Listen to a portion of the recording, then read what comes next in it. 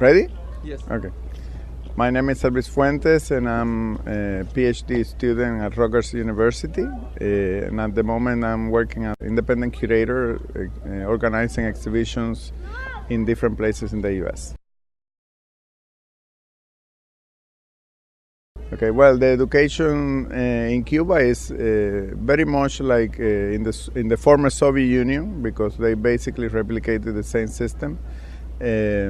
So we have elementary education, we have middle education, and then we have preparation for college and 5 years college. And of course there are in some cases masters and PhD, but that's more aligned with the European system, not only the Soviet. In the case of the United States, it's a very peculiar system because more flexible in a sense, starting with college education, but the main focus is the graduate studies. It's really with graduate studies that the student is supposed to specialize on specifics. And before that I would say it's a little bit lighter education, because they don't want to impose or they don't want to require as many things from the students, probably because of age issues, development, etc. So it's really in graduate studies where you focus on specialities, and where you are supposed to really deep, go in depth in your studies. Well, part of my graduate studies fellowship, I was required to teach 2 courses, so I did that 2 years ago. And the courses were basically like as teaching assistant, which is we have art history classes for very big groups with the main professor. And then the big groups are divided into small groups, and the teaching assistants take care of those groups. So for instance, I have 4 groups of 15 students each, as part of a much bigger class of about 300 students.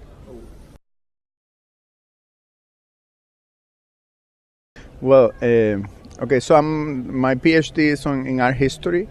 And so I'm basically working on the relationship between Cuba and the former Soviet in the visual arts, which is why I went to Rutgers University. And that is something that is very peculiar of American universities, is that the different departments and the different campuses specialize on specific topics, and that's what attracts more people.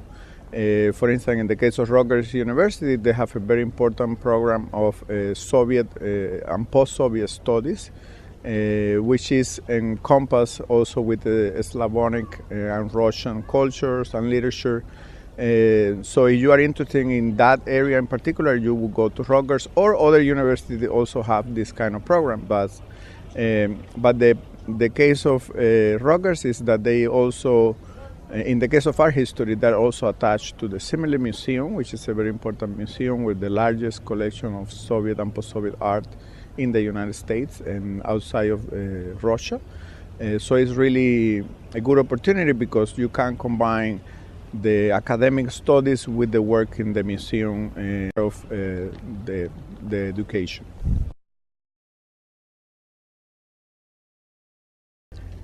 So basically, within the university system, depending on the specialty that you're working, it is recommended to take a master or not to take a master.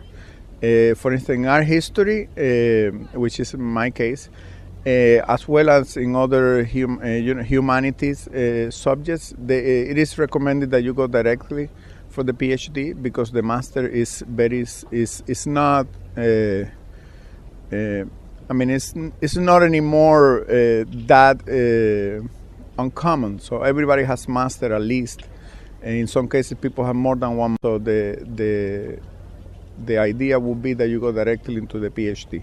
The main reason for this is also that the master do not have fellowships, so you have to pay for the studies, as opposed to the PhD that has a fellowship, and usually you can go through master plus PhD altogether through fellowship, so and you don't pay.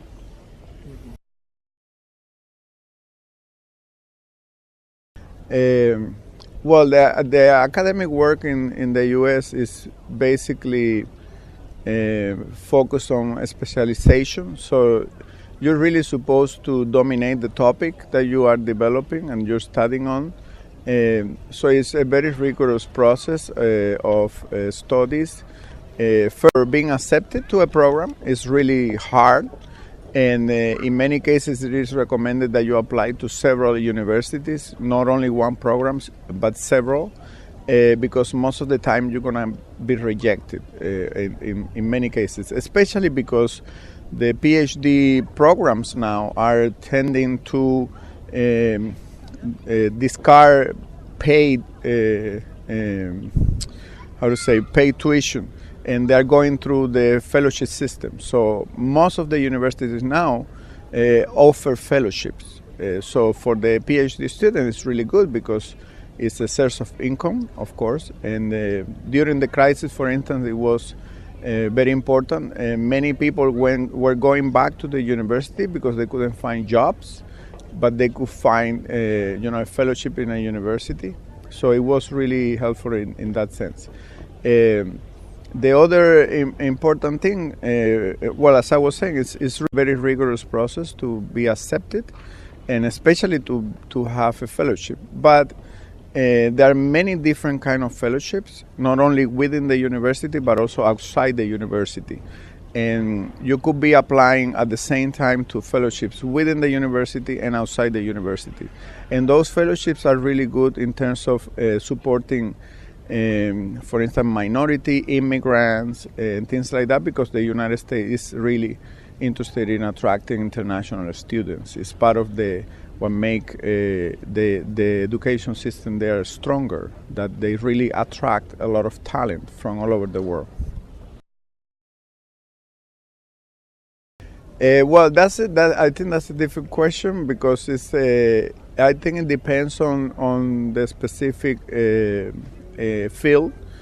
Like for science, like pure science, thinking of math, physics, chemistry, things like that, it's usually younger to go into graduate studies, because the basic bachelor or master degrees, they are good if you're going to teach in a college or things like that, but you want to teach at the university level and in a higher education, it's really required to have the PhD.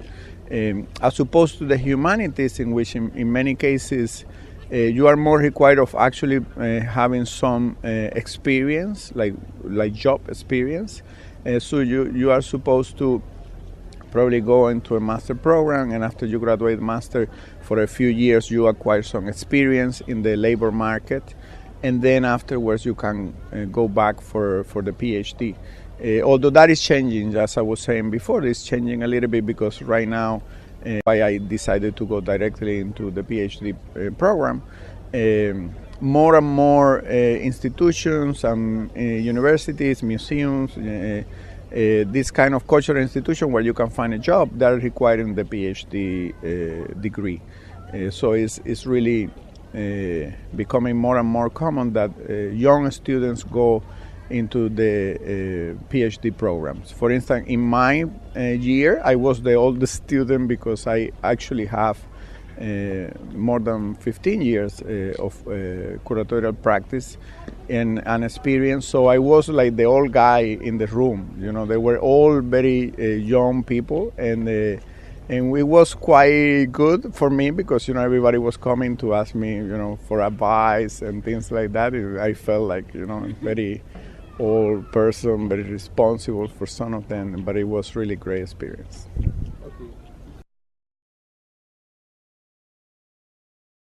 Okay, so when you go into a graduate program, like for instance a PhD program, usually you get a fellowship for a certain period of time. Normally it's from 4 to 5 years. So what happens in many cases is in those 4 years or 5 years, you are able to finish all the coursework and also to pass the exams, the qualifying exams, and even get the proposal for the dissertation approved, which is really good. But most of the time you need more time, and that means of course more money, to do your research and write your dissertation. So you are required after the third or the fourth year of your fellowship, you are required to apply to fellowships outside the university and in some cases inside the university. So when after you do the research, and you make the proposal is approved, then you have a period of time, usually of 2 to 3 years, to do your research and write your dissertation. Once your dissertation is written, it has to go through a whole process of approvals, revisions, etc., for which, of course, the work of the advisor is key, is very important, but also the work of other people that might be supporting your dissertation research. For instance, it's always recommended to have a reader of your dissertation. It's someone that is somehow detached, has a very different perspective from your own advisor, because the advisor has a closer approach. He or she knows exactly what are your weak points, etc. But an outside reader is really good because it can give you other perspective and recommend you things. So once you have written, revised, then that has to go through a process of approval through the faculty, through the department. And then once everything has been approved, then you're ready to present.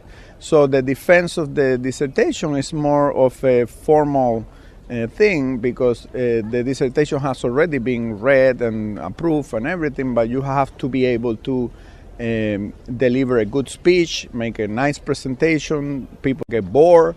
You have to make the topic very interesting and engaging, and that's the way in which that's like the final requirement, because you are expected to become not only a scientist or a scholar, but also a communicator, because the only way to spread knowledge is if you communicate well knowledge, and that's why it's a very important requirement as well.